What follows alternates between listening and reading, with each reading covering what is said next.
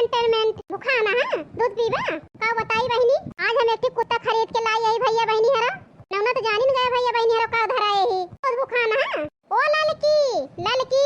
का है बड़की जिज्जी ललकी 18 कटोरी में दूध ले आओ हमारा एंटरटेनमेंट भूखा ना है। आवत है दूध चिंता ना करा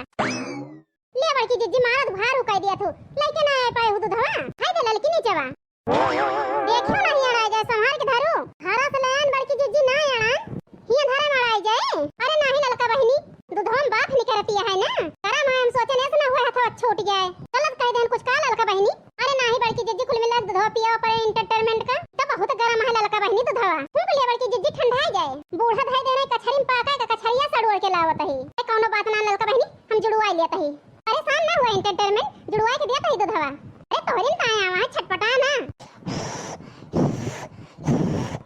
राजू फूंक के जुड़वावत ही पटपटा ना इतना देखती है बहनी बड़की जिज्जी के इतना प्यार से पियावती है कि हमारे बिटिया भाई बहनी उतना प्यार से ओका का भनाए वालाई का खरीद के लाए के बहनी एंटरटेनमेंट ना धराए हैं इनके बहुत प्यार लुटावती है बहनी देख लिया अपनी अखिए से। और का बताई बहनी हमारे बड़की जिज्जी पगलाए गए हैं जब से लाई खरीद के इनमें ला गए हैं दिन भर